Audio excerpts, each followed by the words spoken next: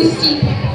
দুশ্চিন্তায় রাতের পর রাত আমি দু চোখের পাতা এক করতে পারছি না। কিসের দুশ্চিন্তা মহারাজ? ব্যক্ত করুন, আমরা আপনার সেবাদার। ওই বোঝা আপনি আমাদের মাথায় চাপিয়ে দিন। হ্যাঁ হ্যাঁ, অবশ্যই। আমরা বেঁচে থাকতে আপনি কেন দুশ্চিন্তা মাথায় নিয়ে রাত জাগবেন মহারাজ?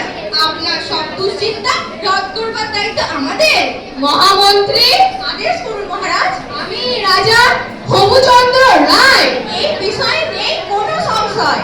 এদেশের আকাশ বাতাস নদ নদী গাছপালা মাটি সবেতেই আমার একচ্ছত্র অধিকার। এই কথা অস্বীকার করে সেই মহামূর্খ কোথাকার। যে মাটির থাকার কথা আমার পায়ের তলায়, সে মাটি কেন লাগে আমার দুপায়ে? বটেই তো, এত বড় এই মাটি। সত্য বটে, আমার দরকার আস্কারা পেলে মাটি একদিন চড়বে মাথায়। যাই প্রতিকার অবিলম্বে করতে হবে সব ধুলো নির্মূল। মহারাজ, রাতারাতি কি করে সম্ভব? ভাবার জন্য কিছু তো সময় লাগবে। মহারাজ, অভয় দিনে একটা কথা বলি। বলো। ধুলো যদি নাই নাকে পায়, কত ধুলি মিলবে কি উপায়? সত্য বটে, ভাবা দরকার।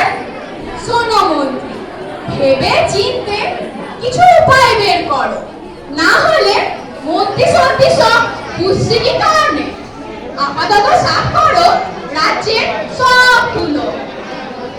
হে বিজ্ঞানী, কথা বলো। বলেছি তো, অসাধ্য কিছুই নাই। কিছুটা সময় চাই। এ তো দেখি অহেতুক গাড়ি গাড়ি টাকা নষ্ট। বেতন পাবো। মহারাজ, কিছু মনে না করলে একটা উপায় বাতলে ফেলি। বলো, বলে ফেলো।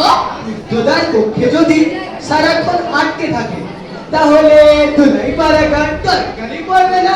বলিহারি মগজ তোমার। রুদ্ধদ্বার কক্ষে যদি আটক থাকি আমি, কি করে চলবে রাজ্য? কে চালাবে দেশ? তুমি? এই মরেছে। মহারাজ, নেই কাজ, আছে সহজ উপায়। কি সেই উপায়? বলো শুনি।